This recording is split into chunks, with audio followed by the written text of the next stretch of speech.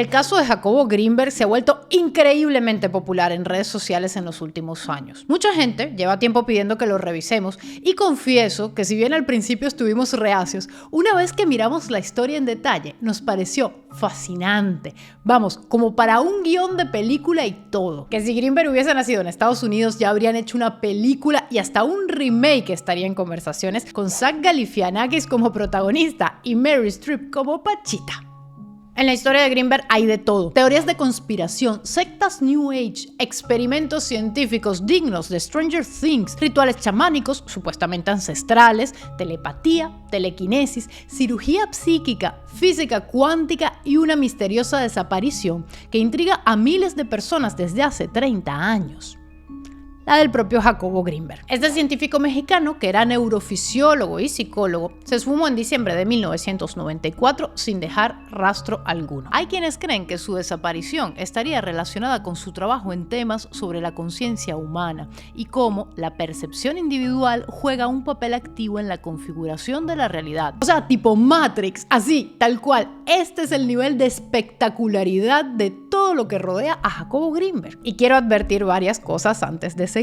La primera, que esto es, desde hace 9 años, un canal escéptico. Así que nuestro enfoque no va a ser el del video de YouTube sobre Greenberg, que suele encontrarse en el que no se cuestionan sus supuestos hallazgos. Esto lo digo porque sé que hay nutridos grupos de personas que aprecian mucho su obra y pueden tomarse muy mal cualquier cuestionamiento que se le haga. Más adelante expondremos por qué nos parecen cuestionables algunos detalles de su historia y sus hallazgos. Pero en todo caso, si tú difieres de nosotros, por favor, sé respetuoso en la caja de comentarios, como te prometo que lo seremos con el Dr. Greenberg. Y es que si bien en este canal hemos atacado a muchos vendehumos, no creemos que Greenberg fuera uno. Creemos que él era honesto y realmente creía en lo que hacía sin ningún propósito de enriquecerse, ganar poder o manipular a la gente. Pero también creemos que estaba equivocado. Y antes de seguir, quiero invitarte a que escuches nuestro podcast La Cruda Verdad, que encuentras en exclusiva en Podimo. La semana que viene estaremos estrenando un episodio sobre niños asesinos. Te dejo un adelanto por aquí. En 1993, un crudo caso de asesinato estremeció Inglaterra. James Bulger, un niño de 2 años, desapareció tras soltarse de la mano de su madre en un centro comercial.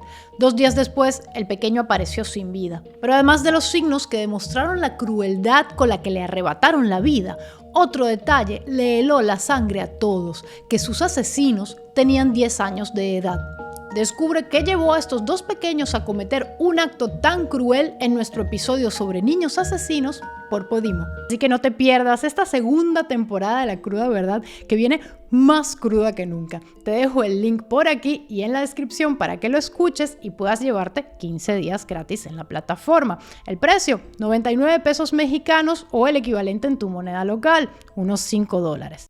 Dicho esto, empecemos por el principio. Los inicios de Jacobo Greenberg como investigador de la parapsicología. Y digo parapsicología porque, si bien era un profesional de psicología respetado, con un puesto en la principal universidad de su país, no se puede negar que investigó áreas que la ciencia no considera válidas. En el documental El secreto del Dr. Greenberg de Ida Cuellar, cuentan que desde muy joven, Jacobo sintió curiosidad por el mundo esotérico, a pesar de su marcado interés por la ciencia. El hecho es que antes de dar con la que sería su teoría más conocida, la teoría sintérgica, que explicaremos más adelante, ya Greenberg había explorado otras áreas controvertidas para la ciencia, como la visión extraocular. ¿Qué es eso? Bueno, en pocas palabras, es la supuesta capacidad de percibir información visual sin usar los ojos.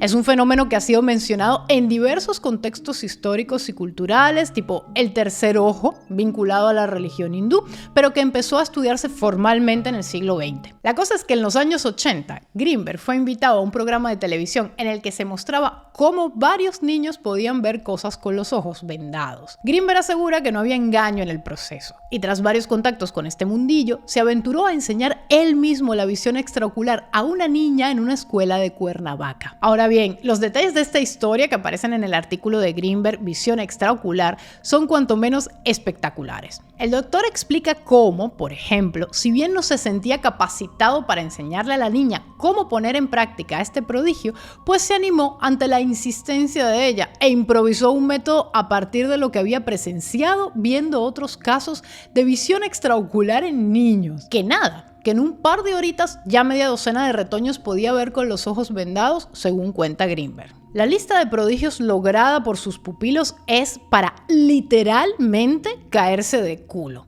Podían leer con los ojos tapados, podían ver fotos, podían mirar la tele. Inclusive, los más aventajados podían ver los órganos internos de la gente, describir sus dolencias y hasta ayudarlos a sanar. Dado que algunos piensan que la visión extraocular puede tener su explicación en la posible presencia de fotorreceptores en otras partes del cuerpo distinta a los ojos, como ocurre con algunos animales, Greenberg aclara que algunos niños inclusive podían ver cosas en la oscuridad absoluta, lo cual descartaba la necesidad de luz para que los niños pudieran ver y por consecuencia la explicación de los fotorreceptores como explicación de esta visión. Aunque también encontró que si a algunos niños se les tapaba la boca y la barbilla en el proceso, perdían facultades. Yo qué sé. Los experimentos de Greenberg cesaron, según cuenta, cuando los papás de los niños se hicieron popó en los pantalones al ver que los carajitos, además, habían aprendido a leer pensamientos y a mover vainas con la mente. O sea, el tipo armó un ejército de 11s como en Stranger Things. Y dentro de todo el proceso se incluyeron cuarzos que aparentemente mejoraban las capacidades de visión extraocular de algunos niños, que veían mejor si tenían uno cerca, algo así como unos lentes psíquicos. En fin. Y bien, la gran pregunta ante todo esto es, ¿dónde están las pruebas? ¿Qué metodología aplicó Greenberg? ¿Hubo revisión por pares? Ese proceso en el que otros científicos ponen a parir al investigador en cuestión intentando echar abajo lo planteado hasta que ya no queda atisbo de duda de que lo que se afirma es real. Se pudieron replicar estos experimentos de forma consistente con una muestra representativa de otros niños en otro lugar. O sea, una muestra mucho más grande que una docena de chamos, básicamente. No sé si Greenberg publicó algo de esto. Yo no lo encontré. Ni tampoco encontré los hallazgos publicados en ninguna revista científica. Puede que lo haya hecho y que el asunto se haya perdido. Recordemos que esto fue hace más de 40 años, así que quizás sí lo hizo y se lo haya llevado el viento. Esto, por supuesto, no significa que Greenberg mintiera o que la visión extraocular sea un engaño. Que oye, nosotros no creemos en esto, pero todo buen escéptico deja una puerta abierta a cualquier hallazgo nuevo que pueda traer la ciencia. Puede que un día esto se demuestre como cierto, quién sabe. Pero no hay indicios de ello, ni siquiera en el trabajo de Greenberg. En pocas palabras, que afirmaciones extraordinarias requieren pruebas extraordinarias. Y honestamente, yo no veo nada de eso en este caso en particular. Solo el testimonio de Greenberg y otras personas que aparecen en el documental El secreto del Dr. Greenberg. Y a mí, sinceramente, eso no me alcanza. Que por cierto, en el documental dicen que los experimentos de visión extraocular cesaron no porque los papás de los niños estuviesen cagados ante las cosas spooky que hacían sus hijos, sino que dicen que los niños quisieron parar porque empezaron a ver vainas horribles de otras dimensiones. O sea, los relatos no coinciden. ¿Entiendes, reptiliano, por qué es importante aplicar la ciencia para que unifique los criterios y no simplemente fiarse del testimonio de varias personas? Unos dirán una cosa, otros otra. Lo mismo nos pasa con todo el asunto de Bárbara Guerrero, mejor conocida como Pachita. Pachita era una chamana mexicana famosa por sus supuestas capacidades para curar a la gente. Durante un largo periodo de tiempo, Greenberg tuvo contacto con ella a finales de los años 70. Se decía, y el propio Greenberg lo corroboraba, que Pachita realizaba cirugías psíquicas, o sea, operaba a las personas extrayéndoles incluso órganos para trasplantarles uno sano. Hígados, pulmones, riñones, hasta columnas vertebrales, y todo ello sin un título en medicina. Vamos, que ni Marilyn Cote se atrevió a tanto. En fin, que para ello Pachita se valía de sus poderes y de un cuchillo rudimentario. Básicamente decía que podía materializar los órganos nuevos y extraer los dañados gracias al poder que le confería el espíritu de Cuauhtémoc, el último emperador mexica que actuaba a través de ella.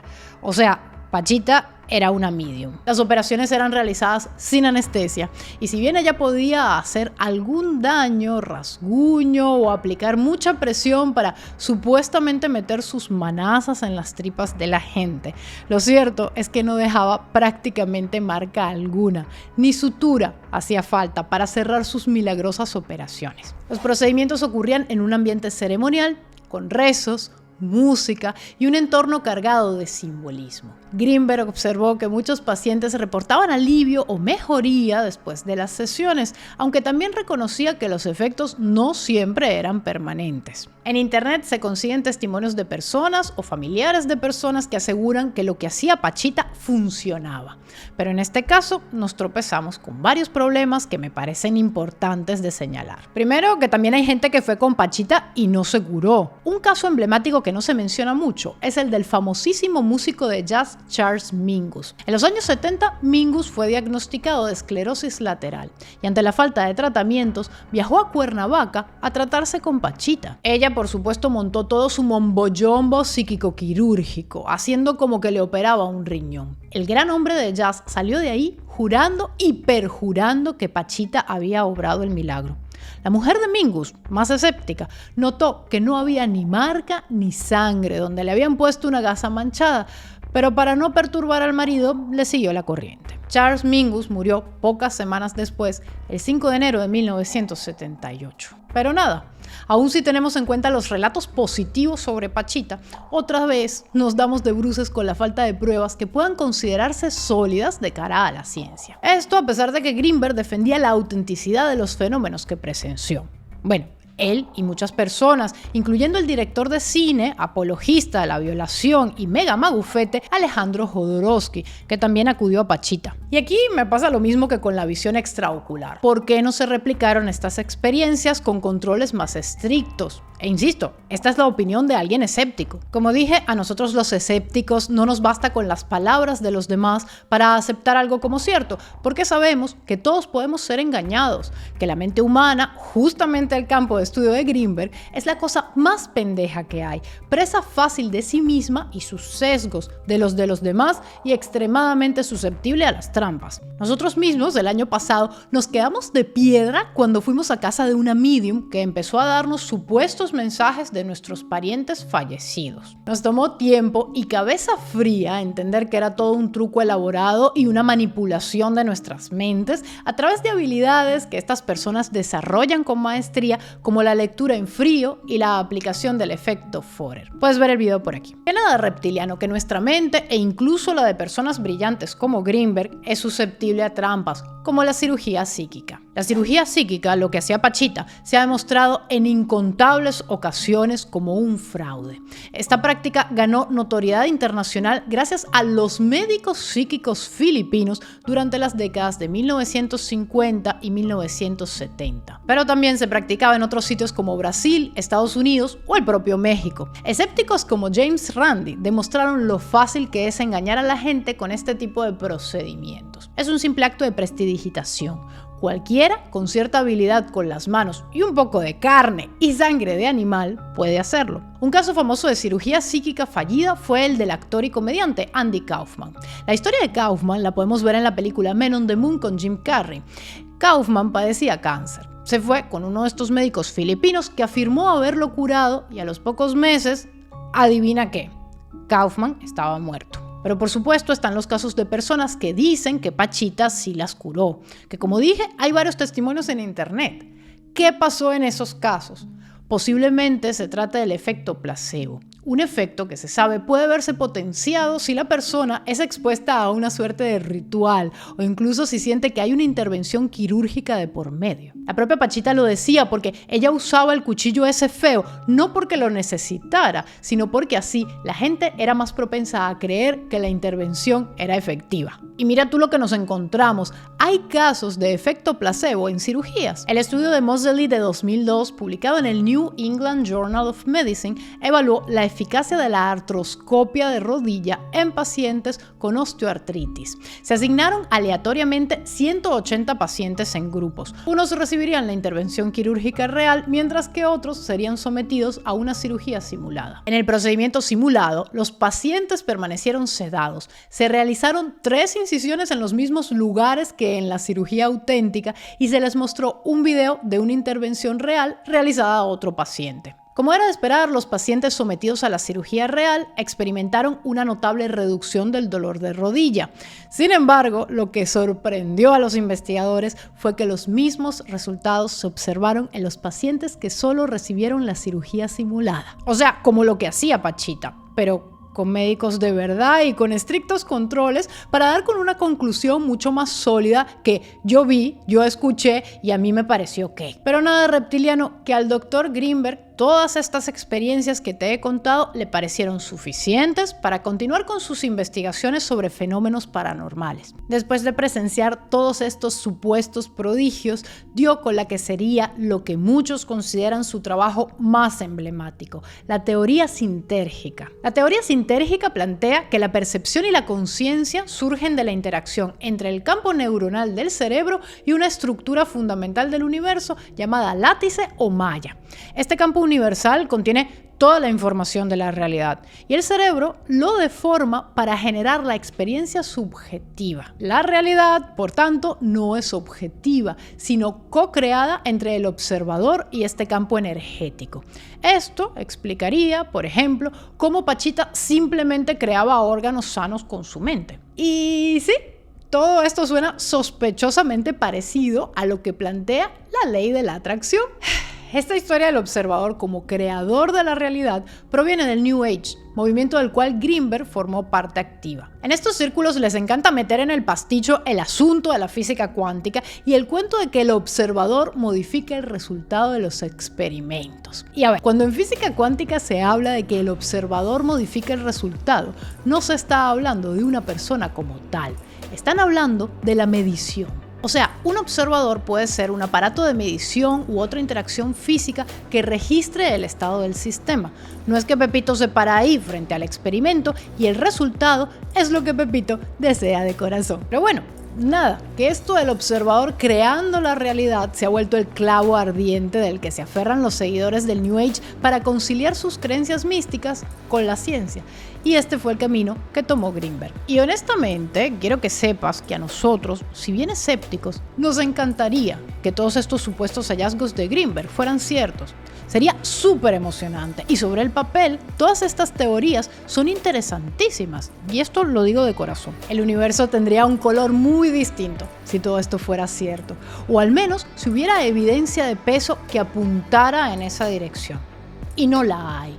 Y no la hay no porque lo digo yo, no la hay porque gente más inteligente que yo, con más estudios que yo, no ha encontrado esa evidencia. Ni siquiera Greenberg. Eso sí, es cierto que Greenberg sí hizo algunos experimentos en su laboratorio en los que encontró algunas evidencias interesantes. En una de sus investigaciones, titulada Psychophysiological Correlates of Communication, Gravitation and Unity, el científico buscaba investigar cómo la interacción entre el cerebro y la supuesta estructura informacional del espacio podría facilitar fenómenos como la telepatía o la telequinesis. Greenberg utilizó individuos que se habían entrenado en estados meditativos profundos o que tenían experiencia en prácticas espirituales. 2 participantes fueron colocados en habitaciones separadas, aislados visual y acústicamente. Antes del experimento, los sujetos practicaban un periodo de meditación conjunta para lograr sincronización emocional y mental. Durante el experimento se registró la actividad cerebral mediante electroencefalografía. Se presentaban estímulos visuales a un sujeto, el emisor, mientras el otro, el receptor, permanecía en reposo en otra sala. Greenberg reportó que en varias pruebas las ondas cerebrales del receptor mostraban patrones similares a los del emisor, incluso cuando no había conexión sensorial directa entre ellos. Esto fue interpretado como evidencia de una forma de comunicación directa entre cerebros a través de un campo informacional compartido. O sea, sería un indicio de la telepatía. Y de verdad, está súper interesante lo de la sincronización entre cerebros a distancia, pero concluir que la telepatía es una de las posibilidades es cuanto menos audaz. Aunque menos fundamentados, Greenberg sugirió que esta sincronización también podía dar pie a un efecto sobre las fuerzas gravitacionales locales, telequinesis para los panas. Los resultados sugieren, según él, la existencia de un mecanismo de comunicación no convencional entre cerebros, posiblemente mediado por un campo informacional universal que, de acuerdo a sus teorías, sería la látice. Las experiencias de unidad y los cambios en la actividad cerebral apoyarían la idea de que la conciencia interactúa con estructuras fundamentales del espacio fuera de nuestros cuerpos. Todo lo dicho suena espectacular, de verdad. Pero lo de siempre, estos estudios no fueron replicados ampliamente ni sometidos a rigurosa revisión por pares, lo que limita su aceptación científica. Habría sido interesante que Greenberg pudiera continuar con su línea de investigación. Y si bien no creo que sus hallazgos hubiesen llegado a ser incontestables, pues lo que dije antes, uno siempre tiene que dejar una puerta abierta a posibilidades descabelladas. En todo caso, Greenberg no pudo continuar con sus investigaciones porque el 8 de diciembre de 1994 desapareció de la faz de la Tierra sin dejar el más mínimo rastro. Las circunstancias de su desaparición son muy turbias, y esta parte es fundamental cuando se habla de Greenberg porque su caso ha dado pie a toda clase de teorías de conspiración que creo que vale la pena mencionar y revisar. El 12 de diciembre, día del cumpleaños de Greenberg, este no se presentó a la celebración que preparaban en casa de su hermano. Ese mes, el científico se preparaba para un viaje a la India donde pretendía continuar con sus investigaciones sobre la meditación. Su familia cuenta que fue todo muy extraño porque normalmente cuando viajaba se despedía de su hija Estusha, de quien era muy cercano. Su mujer, Teresa Mendoza, les aseguró a sus familiares que ya Jacobo se había ido de viaje. Pasó demasiado tiempo hasta que los allegados de Greenberg dieron la alarma sobre su desaparición. Después de todo, daban por hecho que estaba de viaje y que no regresaría hasta un tiempo más tarde, y esto fue crucial en el fracaso de su búsqueda, pues los primeros días tras una desaparición son cruciales para dar con la persona. Su familia reportó el caso varias semanas después, lamentablemente. La primera sospechosa del caso, según cuentan en el documental El secreto del Dr. Greenberg, fue su mujer, Teresa. Había muchas inconsistencias en su relato, además de indicios que apuntaban a que ella podía ser la culpable. Veamos cuáles eran. Teresa había dicho que ya Jacobo se había ido. Sin embargo, Greenberg nunca llegó siquiera al aeropuerto ni tomó ningún vuelo para salir del país. La familia de Greenberg cuenta, además, que estaba en malos términos con su mujer, que él había decidido irse de la casa para vivir en su camioneta y que incluso llegó a verbalizar que le tenía miedo. Llegó a decirle a su hermano: si me pasa algo malo, cuento contigo. Y finalmente, poco tiempo después de iniciadas las investigaciones, también, como por arte de magia, Teresa Mendoza se esfumó de la faz de la Tierra.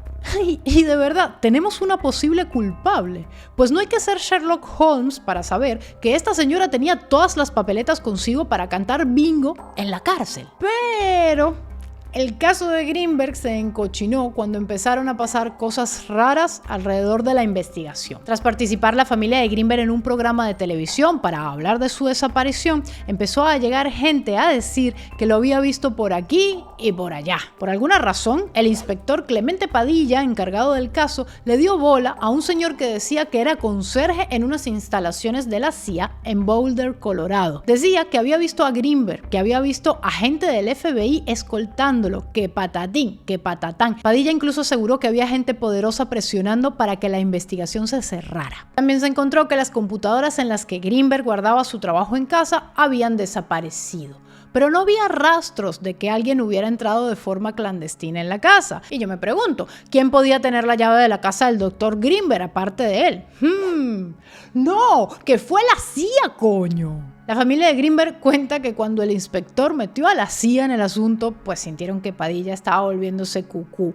Bueno, no lo dicen así, son mucho más elegantes que yo. Simplemente dicen, cuando se metió a la CIA en el asunto, el caso se desvirtuó. Sin embargo, oh sorpresa, años después, en 2002, la CIA liberó un montón de documentos clasificados que incluían la investigación de Greenberg que mencioné, la de la telepatía y la telequinesis. Estos documentos habían sido recopilados para el proyecto Stargate, con el que la agencia de inteligencia pretendía estudiar y poner en práctica las habilidades paranormales para joder a los soviéticos, pues. Ese programa se demostró un fracaso y se cerró en el año 90. Sin embargo, ¿qué hacía un artículo de Jacobo Greenberg en manos de la CIA? Lo mismo que hacían miles o cientos de miles de investigaciones más que la CIA tenía en su poder. 13 millones de páginas de documentos, entre las que estaban los trabajos de Greenberg, como las de otros científicos que seguían líneas de investigación en el área de la parapsicología. ¿Secuestró la CIA al resto de los científicos? no que se sepa. Pero esto dio pie a la teoría de conspiración más fuerte que rodea este caso. Otros, con una imaginación más ambiciosa, hablan de que Greenberg simplemente se transportó con las capacidades que había aprendido hasta otra dimensión y una medium que lo conocía hasta dice que se lo llevaron los espíritus a otro plano de existencia porque estaban enojados con él. Señores, saquen sus navajas de Ockham, por favor, corten, entre tanto órgano creado de la nada, tantas conspiraciones y tantas vendas para tapar los ojos de carajitos con superpoderes. Es muy probable que la culpable de la desaparición de Jacobo Greenberg fuera su esposa. Las razones se las llevó la señora consigo el día que desapareció también ella. Probablemente nunca lo sabremos. Así que, reptiliano, este es nuestro humilde aporte a todo lo que rodea a Jacobo Greenberg. Como dije, creo que era un hombre honesto, que creía en lo que hacía y no pretendía timar ni manipular a nadie. Pero creo también que estaba demasiado inclinado a aceptar sin resistencia ideas muy extravagantes del New Age y el esoterismo, y esto le impedía aplicar una sana y muy necesaria dosis de escepticismo en sus investigaciones. ¿Y tú qué opinas de Greenberg y su obra? Cuéntamelo en la caja de comentarios. Y como dije, si tienes una opinión diferente a la mía, por favor, sé respetuoso. Y recuerda que puedes suscribirte a nuestro podcast La Cruda Verdad, que encuentras en Podimo con el link que te dejo por aquí y en la descripción. Y además te invito a que te quedes con este video que hicimos sobre un vendehumos de cuidado, Joe Dispenza. Chau.